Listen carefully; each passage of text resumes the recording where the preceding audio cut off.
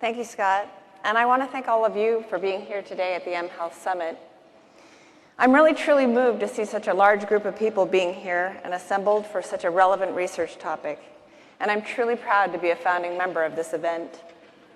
Further, I look forward to many years of this being a venue for research presentations that target the appropriate use of technologies to bring low-cost healthcare to where it is needed the most, the poorest of the poor, in our nation and abroad. I've been asked to give a brief background of the really truly humble beginnings of this event, which has grown far beyond my expectations. It actually started as a hallway conversation between colleagues at Microsoft External Research in 2006. Tom Healy and I had more or less been randomly funding mHealth projects for about 3 years by that time. Him through his digital inclusion, which is a diffusion of technology in developing nations, and me through devices, sensors, and mobility for healthcare with a targeted eye towards global public health. Together we hatched a plan that turned into a request for proposals in 2007 that targeted the use of cell phones as a platform for healthcare. The purpose of the RFP was to address healthcare problems using ubiquitously available technologies to bring healthcare to the more than 4 billion people who are currently without access. That year, we awarded just $1.4 million to 14 projects around the world. And though small, this RFP caught the attention of the National Center for Minority Health and Healthcare Disparities, as well as other organizations looking to provide healthcare to those in need. I count myself quite fortunate indeed that as a result of that call for proposals, that I have gotten to know numerous people who are actually trying to make a difference in this world, providing healthcare to underserved communities, such as Q Ree, who's at the Department of Health and Human Services, Al Shar at the Robert Wood Johnson Foundation, Carl Brown at the Rockefeller Foundation, Nalili Anand from Fogarty, David Alward and Matul Shah from the UN Foundation, and David Lubinsky at PATH, and Boris Nikolic at the Gates. After reading the announcement, Q invited me to join him and the director for the Center of Healthcare Disparities, John Ruffin, and Wendy Smith from the Office of the Director of NIH. And we met in a small conference room in their Bethesda office in 2008. It was during that meeting that we decided that the most likely initial collaboration was to run a very small workshop. We all agreed it was an idea that its time had come. In 2009, Q asked the Foundation for the National Institutes of Health to step in and pull together this little workshop on mobile medical technology and research. And I'm greatly indebted to Richard Scarfo and his team, who in under 6 months changed the idea of that little workshop into an inaugural summit which took place on October 29th and 30th here in Washington, D.C. They, along with the program committee, had realized that mHealth was at an inflection point and a future key research investment area for both public and private funding.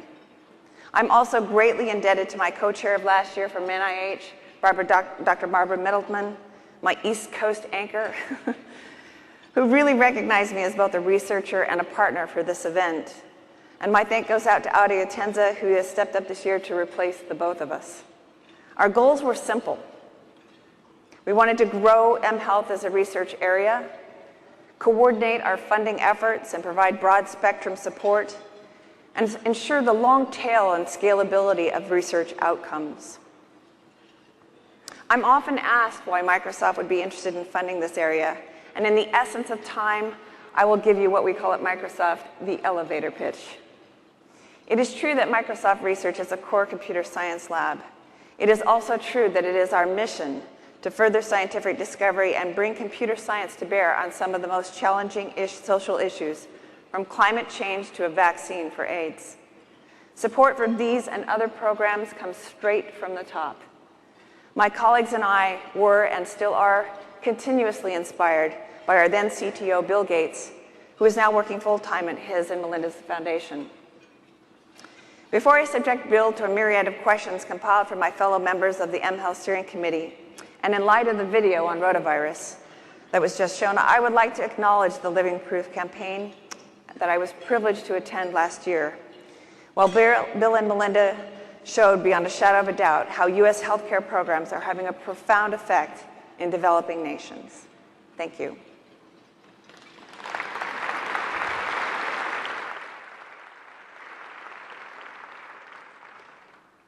Thank you, Chris. And now it's my privilege to introduce Bill Gates. The Bill and Melinda Gates Foundation has been at the forefront of funding pioneering, innovative projects that are focused on improving the health and well-being of the world's most disadvantaged people, particularly in the developing world. I'm really looking forward to hearing Bill's insight and continued forward thinking. Please join me in welcoming Mr. Bill Gates. Thank you.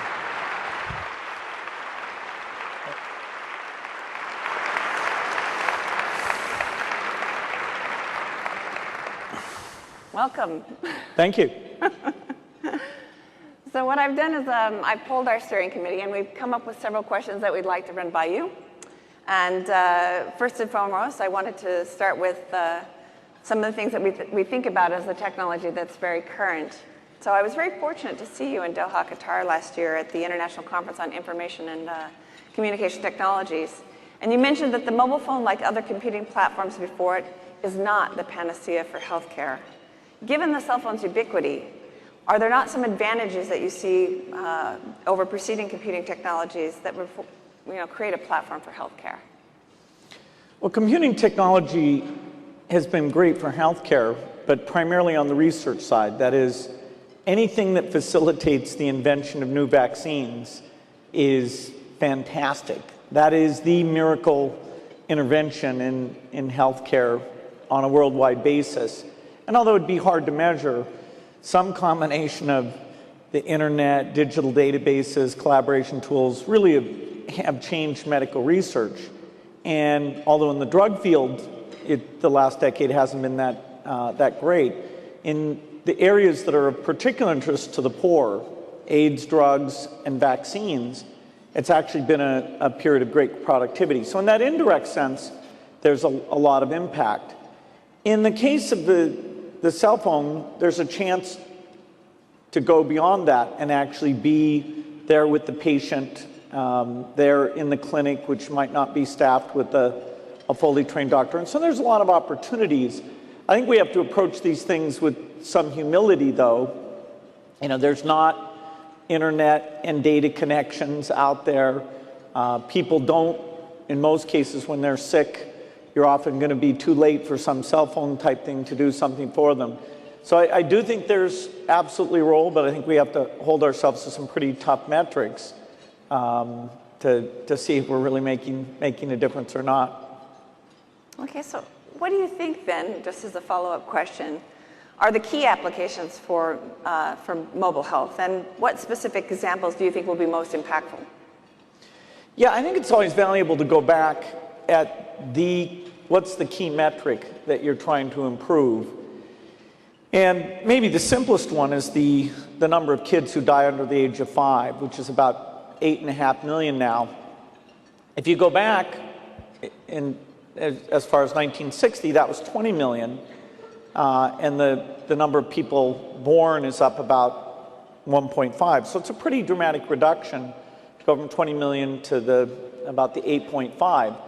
That's been achieved, about a third of it is by increasing income, which gives you better nutrition, better living conditions. The majority of it's been done through vaccines. Smallpox was killing 2 million a year, now it kills 0 per year. Measles was killing 1.5 million, now it kills about 300,000 a year. And so when we say to ourselves, okay, what can we do on this 8.5 million?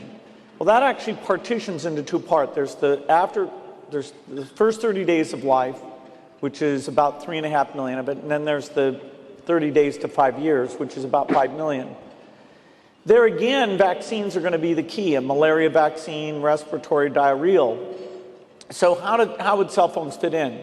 Well, if you could register every birth on the cell phone, get fingerprints, get a location, then you could take these systems where you go around and make sure the immunization happens, you could run them in a more effective way.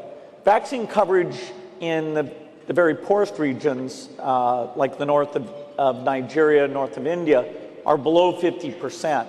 And so you'd get a huge improvement if you could just take the vaccines we have today and get those delivered.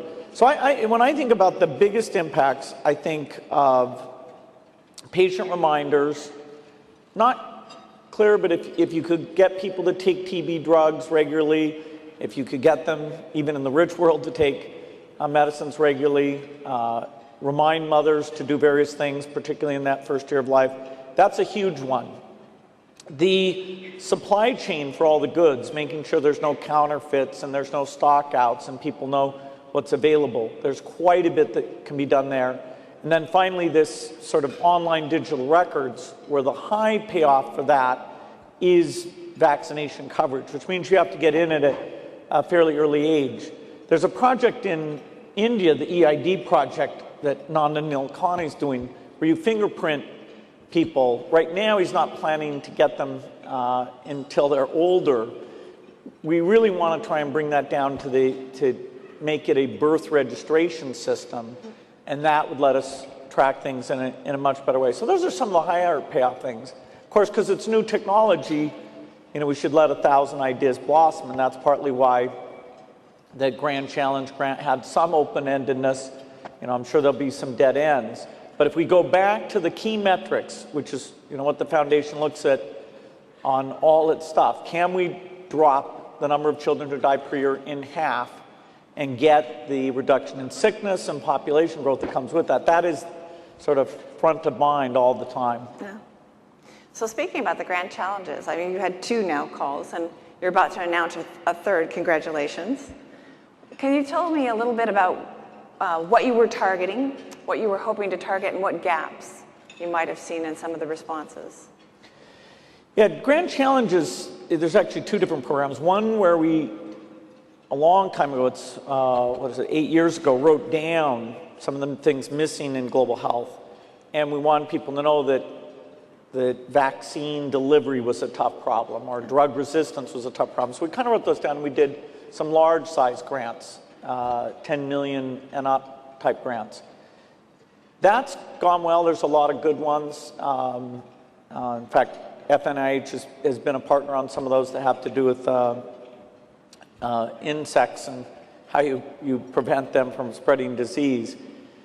We're in a phase now where we're more doing these exploration grants, Grand Challenge exploration, that are kind of small. I mean, you write 2 pages and it goes out to a bunch of reviewers, and if a reviewer who gets like 30 of these things thinks yours is best, then no matter what any other reviewer thinks, you're funded.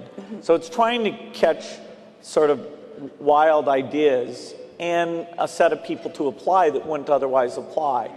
In fact, the reviewer also takes their next 3 favorites, and if any of those are from developing country scientists, then they're funded, or if a bunch of people pick it, then it'll usually get in.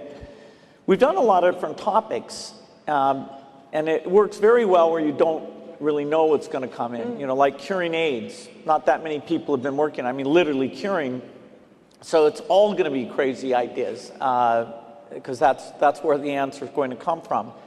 We've done some in mobile health. We've also done some, for example, our diagnostic thing it didn't say in the thing it needs to be connected to the mobile phone. But if you want to do cheap diagnostics, the idea that your power communication screen comes from the mobile phone, and then all you have to do is sample preparation and signal detection, and then that whole back end is just sitting there for free. It's clearly a huge win, and there are some things that aren't out there saving a lot of lives today, but actually some of those diagnosis things, malaria, TB, some of those are probably going to be the first where you can actually assign a number and say, wow, without this mobile phone application, those people would have died, which is good when you can say that. So it's, the 100,000 doesn't let somebody do much. When we first came up with it, I thought, well, how do they do anything with it? It's amazing. It must involve some moonlighting where your main grant is really paying for everything else. But it's worked well, and now we're in the phase where something like 10% of those are funded at a phase 2 level, which is, again, fairly modest. It's $1 million to $2 million. But particularly in the diagnostics area, we're seeing some very, very good stuff come through. Fantastic. So in other interviews, you've said that R&D can potentially prevent future disasters, and that it's important for research to be made investments in order to mitigate some of the problems that are facing the world, whether it be healthcare or environmental issues. These problems are vast and diverse and often dependent on location. Do you believe that generalizations can be made, and if so, what are they? Well, in general, the world underfunds research because the person who takes the risk of doing the research doesn't capture the full benefit of having done it. And so, capitalism does amazing things, but it has one systemic problem in terms of research, that it won't do enough. It has another systemic problem in that the needs of the poorest will not be prioritized the way they would if you put a more human, values-driven system in. Now, of course, we have government that comes in and does its best to take, the beauties of capitalism, which work for so many things, is so fantastic, and whenever it can be used, it is better than government. Government comes in for things that the market doesn't work well on. So, for example, the lack of funding at the basic research level, the U.S. is exemplary in putting $30 billion through the NIH, putting money through other science programs. Now, I'm sure probably the people here would want it to be even more, but at least that gets done. And then that gets coupled with the drug companies who take that and try to turn it into products. The Gates Foundation tries to take the diseases of the poorest and fulfill that role that the market-driven signals aren't going to. How do we get more investment in research? How do we get more sharing? Well, the internet's a great platform. The world as a whole is getting more engineering and science graduates, actually less in the rich countries, but that's more than made up for by the increase in the middle-income countries.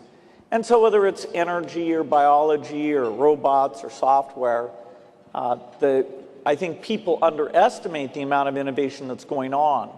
And partly the reason people have such bleak views is they assume technology stays the same.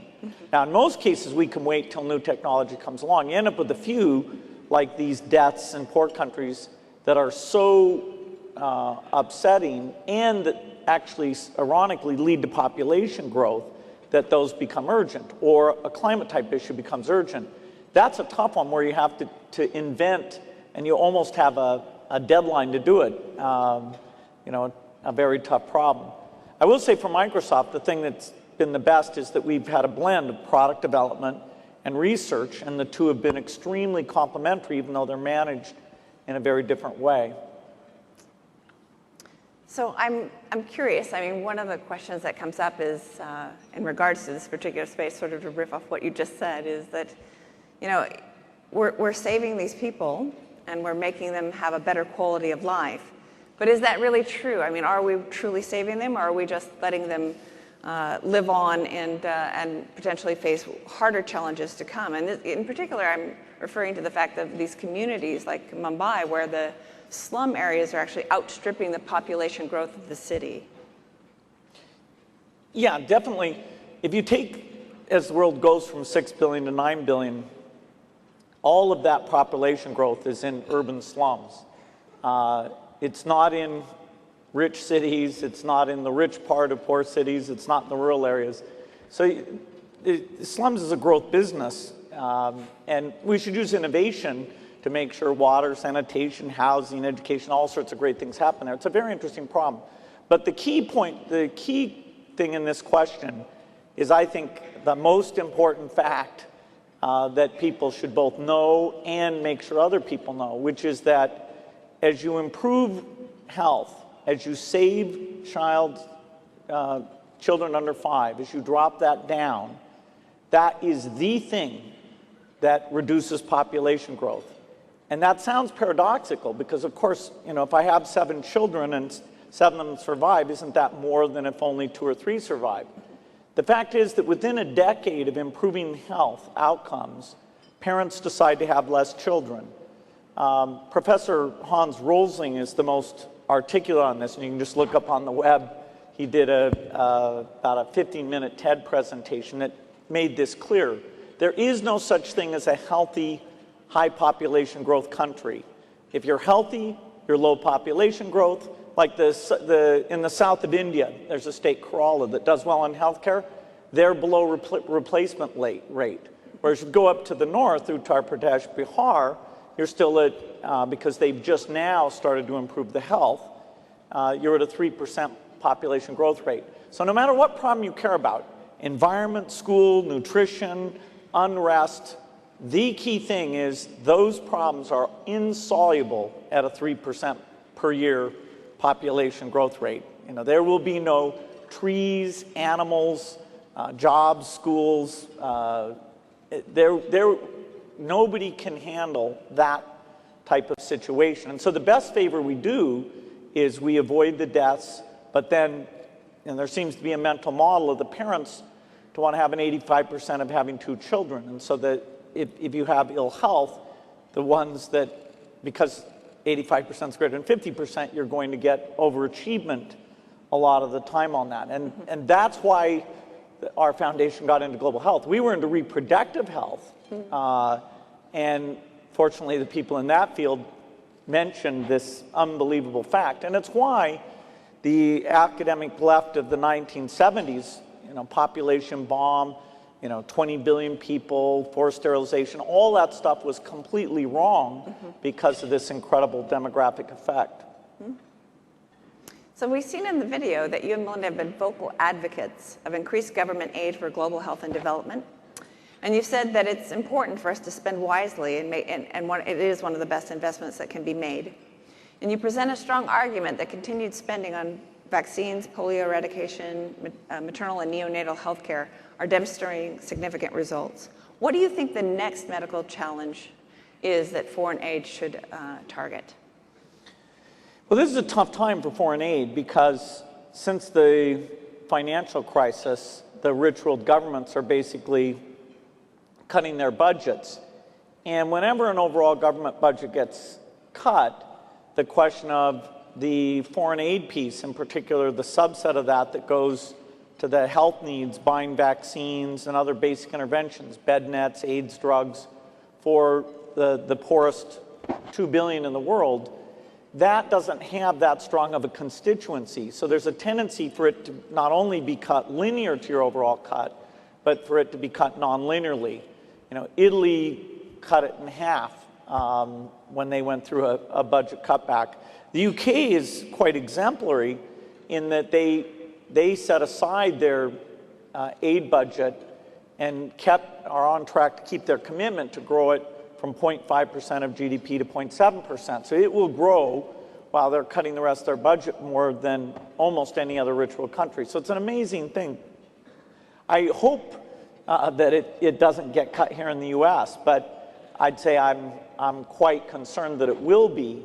And so there's not that much room to fund new things. I mean, we're funding new vaccines all the time. And, you know, getting those, you know, pentavalent and pneumococcus rotavirus, getting those vaccines out, that's so clear because you're saving lives for a few thousand per life, not to mention the sickness you avoid. In these developing countries, by the time you're age 5, over a third of the kids have had some insult in terms of cerebral malaria, birth asphyxiation, parasitemia, not enough nutrition because of diarrhea, that their brain is not developed properly.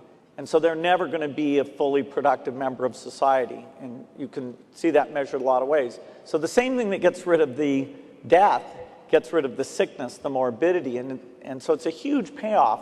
But even that stuff's not fully funded. Polio campaign, I'm sort of a beggar nowadays. I go around and beg governments for the final 800 million for the last 3 years of the polio eradication thing, because I'm very optimistic that we can get that done. But actually the financial part of it it could be the reason that we don't get that done. So vaccines will, you know, be pretty high.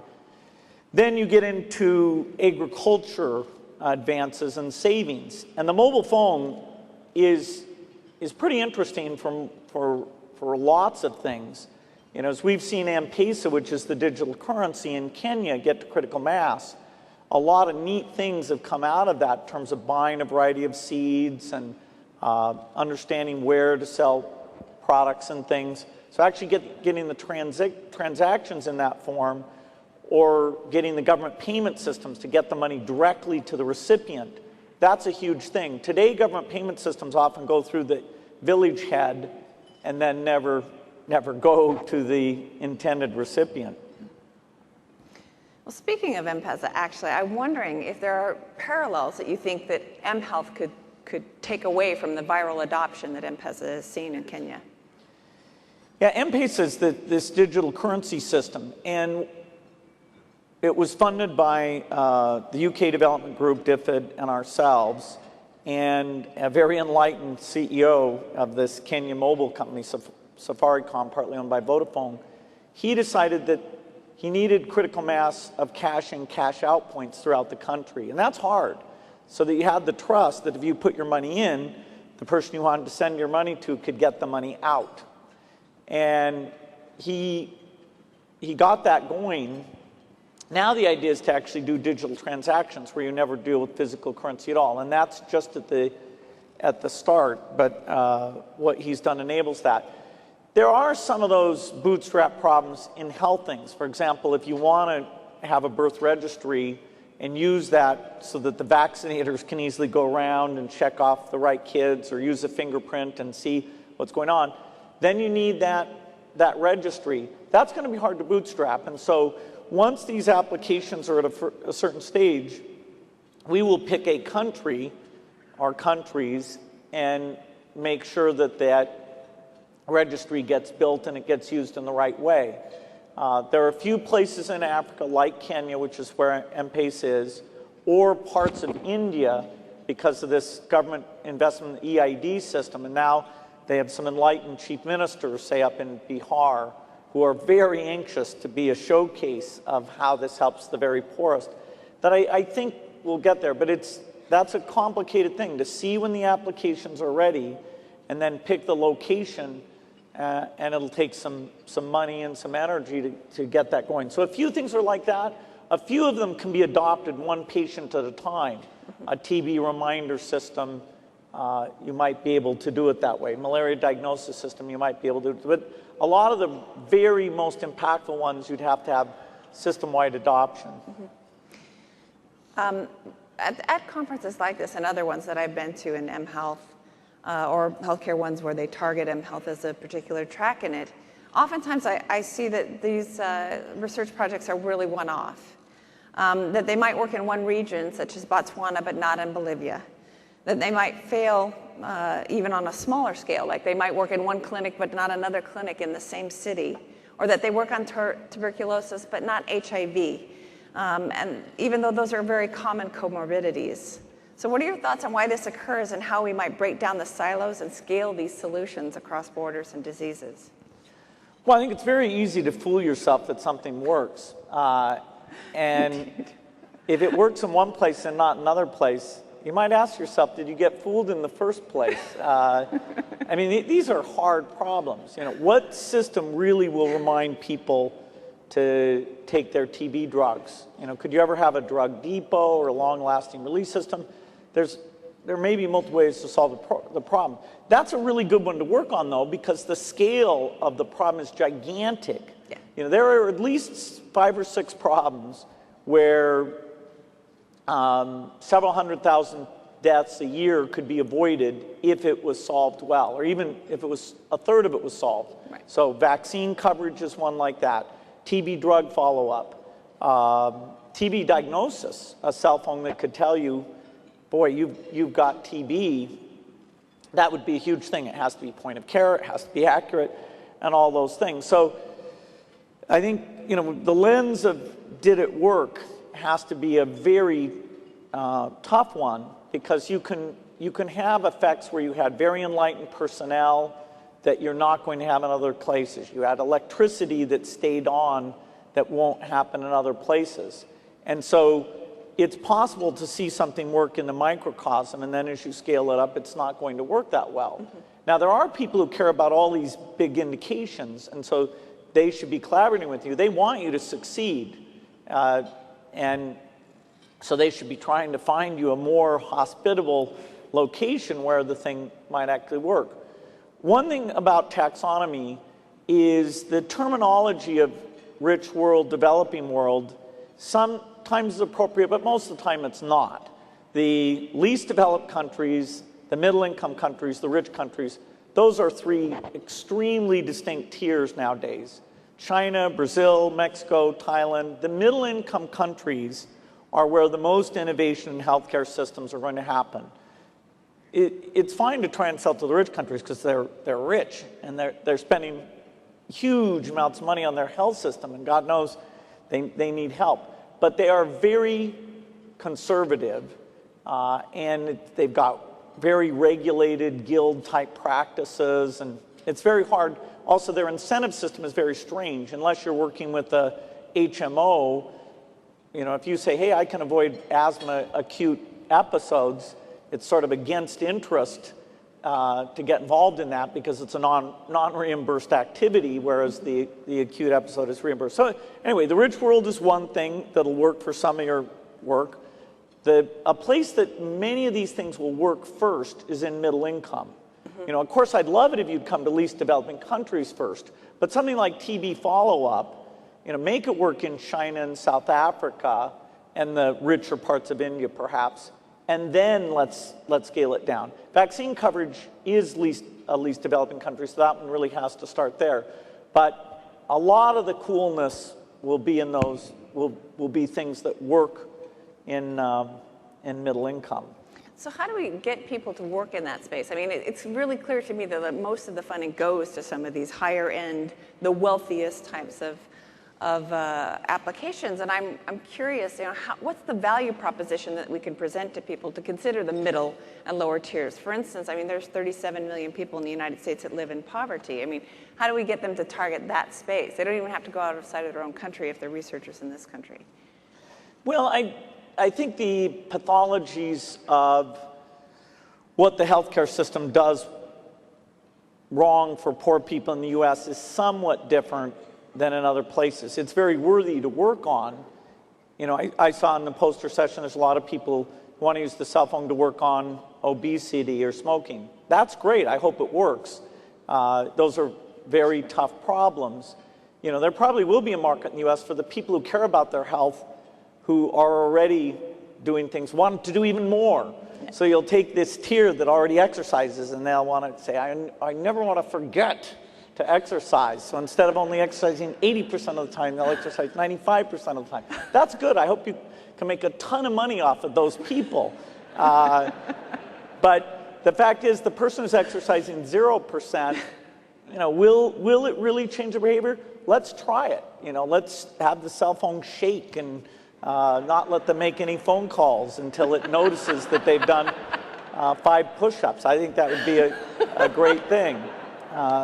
And you know, we should have incentives that, in terms of employers who pay for these healthcare costs, trying to draw people in. Some really cool things are going to be tried on the cell phone system. The fact that it can sit there and monitor activity, and that the different readouts, you know, just for diabetes alone, for tracking old people, you know, what percentage of people have to be put into long-term care versus they can stay and just have somebody drop by.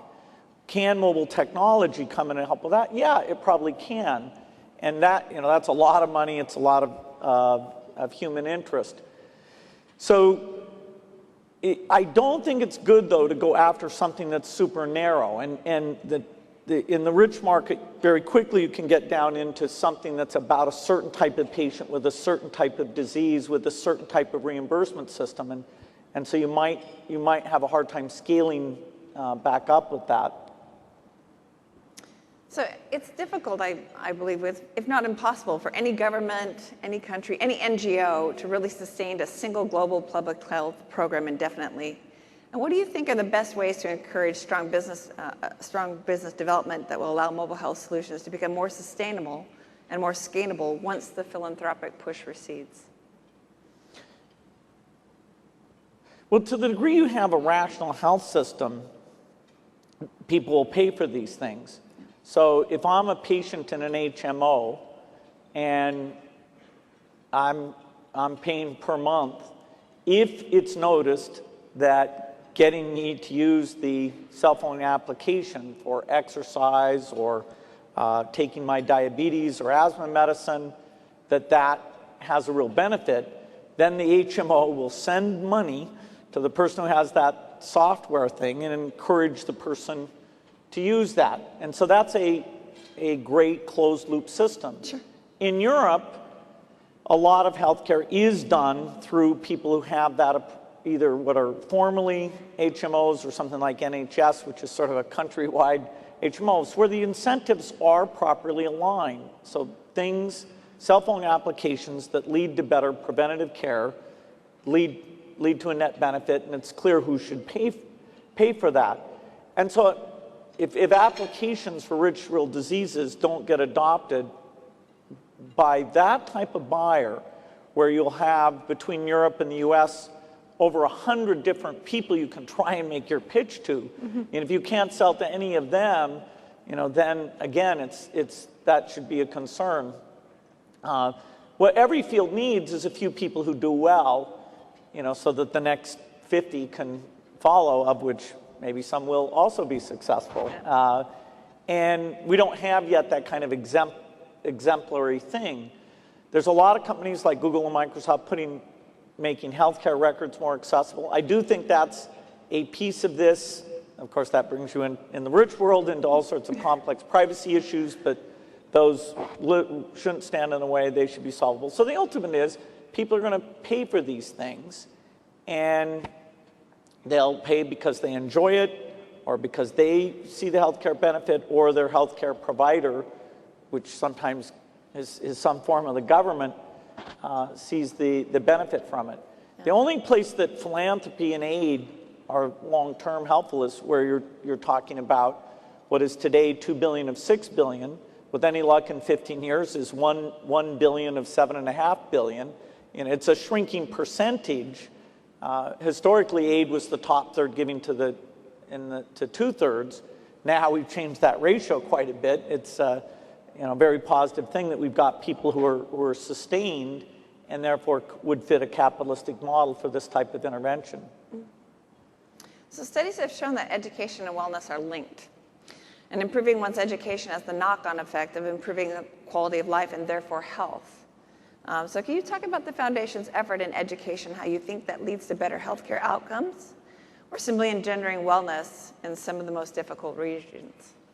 Yeah, I've considered getting a college degree because I hear that it makes you healthier to have more education. Or hungrier, I'm not sure. My friend Warren Buffett had an even simpler way of dealing with his health issues, which is that he heard that the more exercise you do, the longer you live, and that the longer your parents live, the longer you live. So he made his parents exercise every day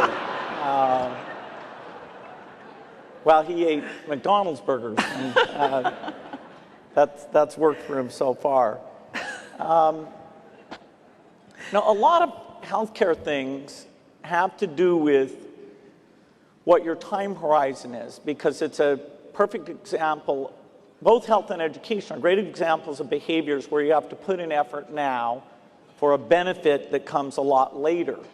When kids drop out of high school, it's like, did nobody tell them that the fun jobs are the ones that pay really well, and you're not going to get them? And likewise with health, there are some things that are pretty straightforward. We had an experience in South Africa where, when we first got involved, we were partnered with the Kaiser Foundation. We saw that awareness of AIDS was very low amongst teenagers, which is where the disease acquisition was taking place in mostly teens living in townships, where the average age for the women was about 2.5 years younger than for the men. So we said, well, let's raise awareness. And we did. We had this thing called Love Life. We were the biggest billboard buyer in the country. We drove awareness up to 97%. say to people, how do you get AIDS? They can explain it perfectly well. How do you stop yourself from getting AIDS? They can explain it.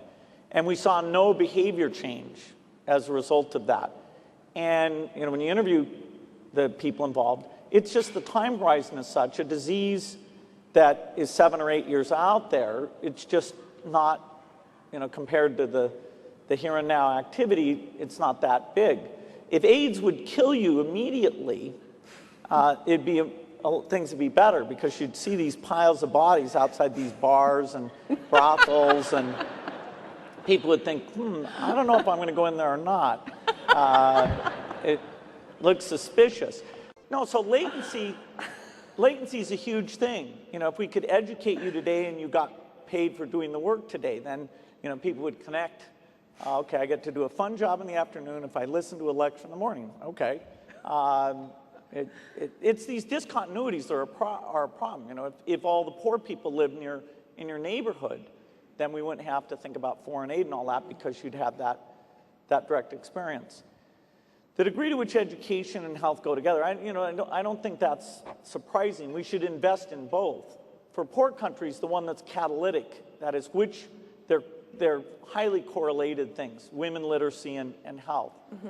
The data is fairly strong that the causative effect runs from health to education. That is, when the family's not trying to have 7 kids, then being willing to free up the woman to go to stay in school longer and to be able to start a local business, or even go to women's groups meetings, mm-hmm. that the healthcare effects reinforce those things. Okay, so just one final question. What's next technologically? If it's mobile phones today, what do you foresee as the next technology that has potential for the biggest impact on global public health? Well, I think if you just want to pick one thing, it's got to be robots. If you don't want to go to a convention, you can just send your robot to come to these conventions. I mean, seriously, when we look at something like maternal mortality, there's a certain level you can't get below if you can't do C-sections. And doing a C-section requires a sterile environment, a certain amount of expertise, and yet in some ways it's fairly routine. And so if you could have a robot that can do that, that's fairly inexpensive, that's a great thing. If you can have robots for elderly care. Anyway, computers are going from just sitting there and you can only type into them and just see something on screen. They're going to where now they can see, and you have high-end visual applications, like the military likes to see things, so they think that's cool. And Xbox games, Connect. Yeah. They like to see you bowl and play tennis and crazy things like that. So the computers, it's learning to see, it's learning to talk, it's learning to listen, it's learning to do handwriting, and it's learning to move around. And the ambulatory stuff is really moved a lot. In the lab, it's phenomenal, which means 5 years from now, it'll be quite cheap. The dexterity things are maybe 5 years behind. One of the hardest dexterity problems in the world is, say you have an elderly patient sitting on a bed, and you have to go and lift that patient up and carry the patient over and then help them get dressed or take them to the toilet. Humans are surprisingly good at this. Just the amount of feedback and understanding of the balance and different things. That's a hard problem for a robot. But the nice thing is, once the robot can do it, then it doesn't forget how to do it. And it can do it 24 hours a day, and the price of those things come down. So that's a big thing. Also, biological knowledge. I was with these pharma CEOs. We don't understand shape space. That is, we can find a receptor and not know what small molecule drug will go in and affect that receptor, and test the other receptors we don't want to go into and make sure that we have something that doesn't go in there. There's a level of biological knowledge that we're going to have over the next 10 years that's going to be phenomenal. And we'll have rational drug design. We'll have genetic therapies that can actually work. So when everybody shows the healthcare costs going to infinity, which is a nice trend line analysis that you can do, I don't really believe that's going to happen, but you have to really believe in innovation, that our biological knowledge will take leaps and bounds. And the drug discovery rate over the last 10 years has been very low, which sort of runs counter to the fact that we've learned all these things. Well, these are very complex systems. So, I mean, truthfully, even though I'd put robotics seconds, biological knowledge, it trumps everything. Our ability to discover drugs using computation to do a lot of kind of hit and miss and messing around type things that are done by humans today, that is changing, and in a 10, 15-year period, it'll be utterly different. And if we're smart about it, it'll benefit the poor as well as the rich. Indeed. Well, thank you very much. Thanks.